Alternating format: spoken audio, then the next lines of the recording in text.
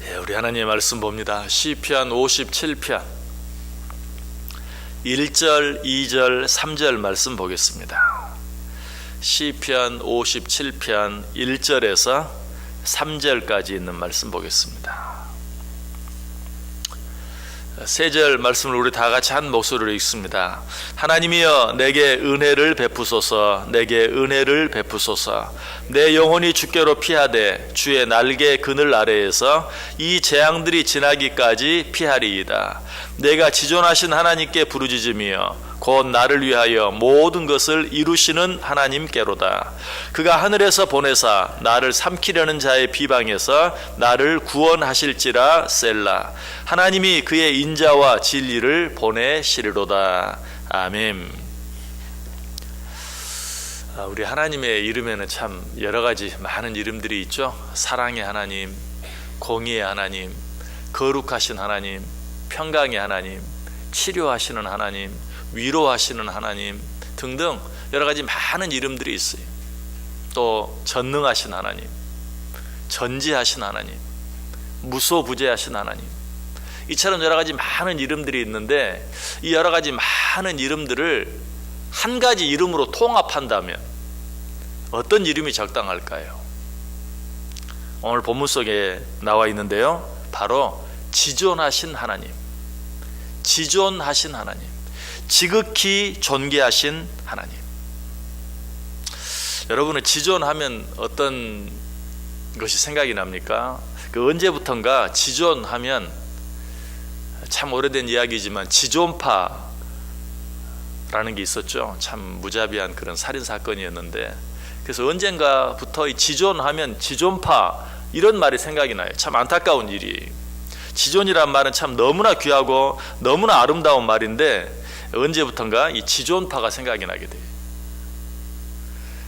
그러나 이 지존이라는 의미는 그런 의미가 아니, 지극히 존귀하신, 어떤 다른 것과 비교할 수 없는, 다른 것과 비교해서 표현할 수 없는 정말 지극히 존귀한, 가장 존귀한 그런 의미. 그 성경에 지존이라는 말이 참 많이 나와요. 이 성경에 나오는 지존이라는 그런 의미들을 생각해 보면 지존하신 하나님이 어떤 하나님이신가 하는 것을 우리가 잘 알게 돼요. 첫째, 이 지존하신 하나님은 우주 만물을 다스리시고 통치하시는 하나님을 말해요. 시편 18편 13절 이하에 지존하신 하나님의 이름이 나오는데요, 여호와께서 하늘에서 우레소리를 내시고 지존하시니가 음성을 내시며 우박과 숯불을 내리시도다. 그의 화살을 날려 그들을 흩으시며 많은 번개로 그들을 깨뜨리셨도다. 이럴 때 여호와의 꾸지람과 콧김으로 말미암아 물 밑이 드러나고 세상에 터가 나타났도다.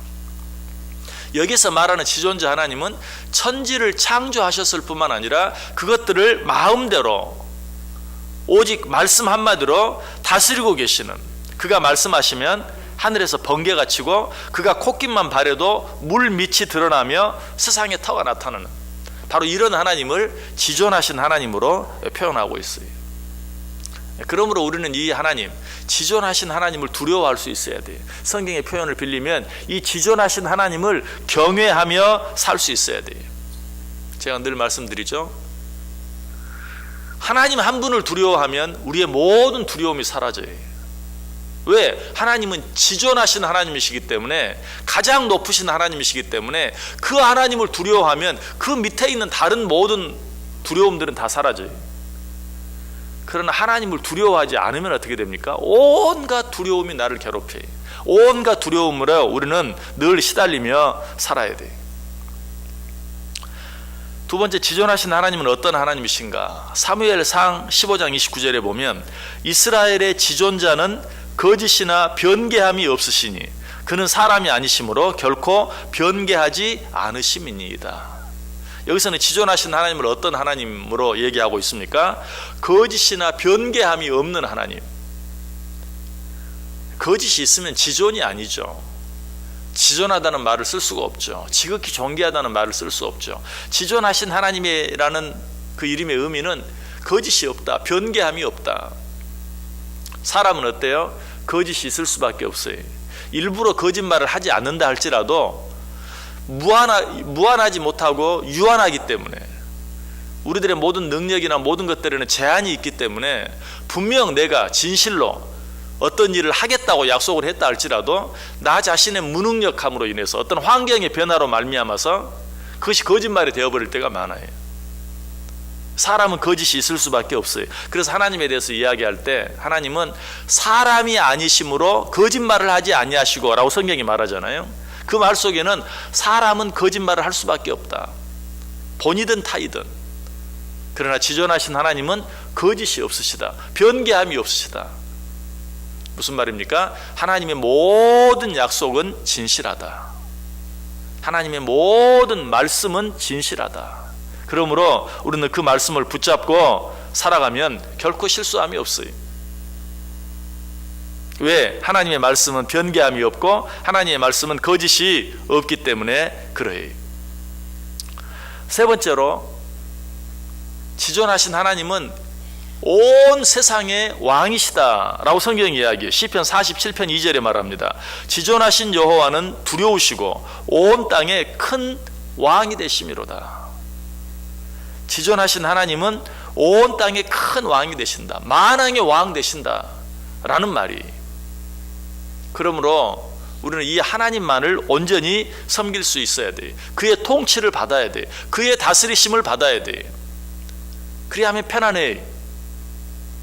그러나 그의 다스림을 받지 아니하고 세상의 어떤 것, 세상의 어떤 사람의 다스림을 받으면, 지금 당장 나에게 도움이 될 것 같은 어떤 사람, 그런 것의 통치와 다스림을 받으면 어때요? 우리는 늘 이랬다 저랬다 상황과 환경에 따라 요동하는 삶을 살아갈 수밖에 없어요. 그러나 변하지 아니하시고 세상 모든 왕 중의 왕이 되시는 하나님의 통치와 다스림을 받는다면 그의 삶은 늘 항상 어떤 일 가운데서도 요동치지 않는 그런 삶을 살 수 있게 된다는 것이. 그래서 시편 47편은 지존하신 하나님은 이 세상 모든 왕의 왕이 되신다라고 말하면서 그 하나님을 찬송하라고 말해요. 찬송하라, 하나님을 찬송하라. 찬송하라, 우리 왕을 찬송하라. 하나님은 온 땅의 왕이심이라. 지혜의 시로 찬송할지어다. 하나님은 무 백성을 다스리시며 하나님이 그의 거룩한 보좌에 앉으셨도다. 문 나라의 고관들이 모이며 아브라함이 하나님의 백성이 되도다. 세상의 모든 방패는 하나님의 것이며 그는 높임을 받으시리로다. 지존하신 하나님을 찬양하라. 지존하신 하나님을 높이라. 지존하신 주님 이름 앞에 모두 무릎 꿇고 다 경배해. 지존하신 하나님을 높이고 지존하신 하나님 앞에 무릎 꿇고 그를 경배하고 그를 찬송하라. 우리의 삶이 지존하신 하나님을 찬양하는 삶을 살아야 돼. 네 번째로, 지존자 하나님은 우리의 반석이 되신다.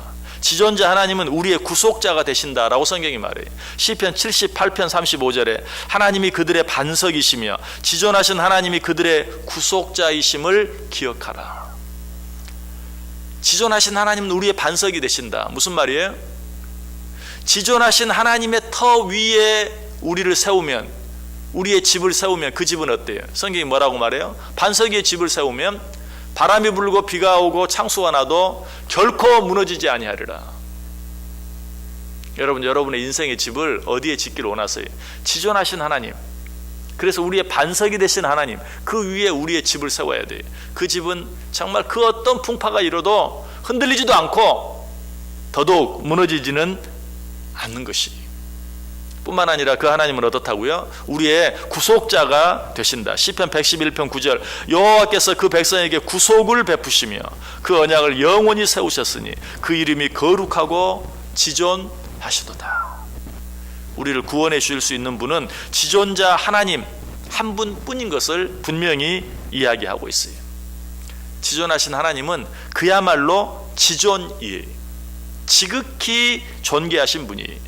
시편 97편 9절은 또 이렇게 말합니다. 여호와여, 주는 온 땅 위에 지존하시고 모든 신들 위에 계시나이다. 모든 신들 위에 계신다 하니까 뭐 세상에 신이 여러 개 있는 것처럼 들리는데 그런 의미가 아니에요. 사람들이 어떤 사람은 이것을, 어떤 사람은 저것을 신처럼 모시고 사는 그런 것을 빗대어서 지존하신 하나님은 모든 신들 중에 진정한 신이시다, 높은 신이시다 라고 말씀하고 있는 것이. 그러므로 우리는 이 지존자 하나님께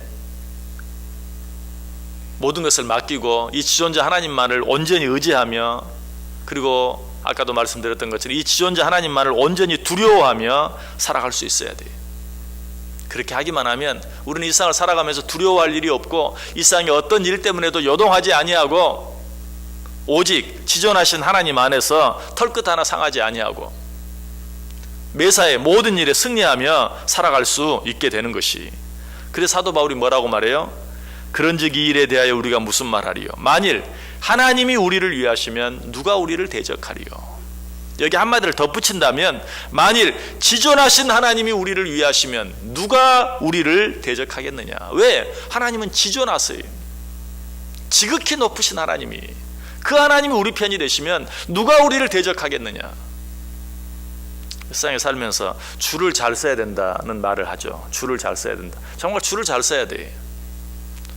그래서 우리는 이 사람에게 줄을 서고 저 사람에게 줄을 서고 이 사람에게 줄을 대고 저 사람에게 줄을 대고. 그러나 문제는 뭐예요? 사람들은 항상 높아졌다 낮아졌다 높아졌다 낮아졌다. 그래서 줄을 잘 못 서면 졸지에 망해.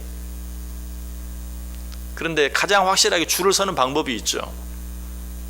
지극히 높으신 하나님, 세상 모든 왕 중에 왕이 되신 하나님, 그 하나님께 줄을 서면, 그 하나님께 줄을 대면 그 사람은 결코 실수가 없어요. 줄을 바꿀 필요도 없어요. 왜? 지존하신 하나님이시기 때문에. 오늘 다윗은 이 사실을 알았어요. 그래서 이 지존하신 하나님께 줄을 대고 있어요. 이 지존하신 하나님 앞에 줄을 섭니다.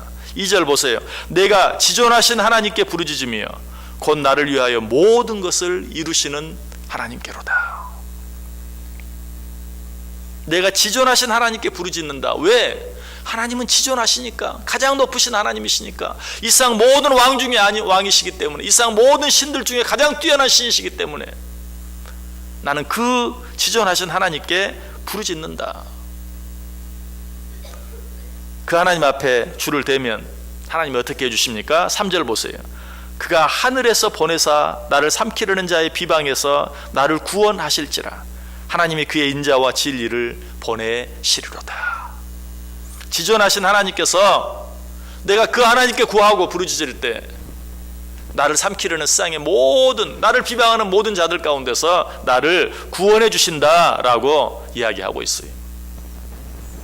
오늘 하루 어디에 줄을 대며 사시겠습니까? 무엇을 바라보고 사시겠습니까? 무엇을 의지하고 누구에게 우리의 모든 것들을 맡기며 살기를 원하십니까? 지존하신 하나님을 바라보시길 바랍니다. 지존하신 하나님을 의지하고 지존하신 하나님께 모든 것을 맡기고 지존하신 하나님께 오늘 시인처럼 부르짖으며 살아보세요. 그래야 할 때 우리의 삶이 정말 지존하신 하나님이 우리의 반석이 되어주시고 지존하신 하나님이 우리의 구속자가 되어주셔서 어떤 일들 앞에서도 흔들리거나 요동함이 없는 그러한 삶을 살아갈 수 있는, 항상 기쁘고 항상 즐겁고 항상 평안한 그러한 삶의 주인공들이 다 되실 수 있기를 주님의 이름으로 간절히 축복합니다.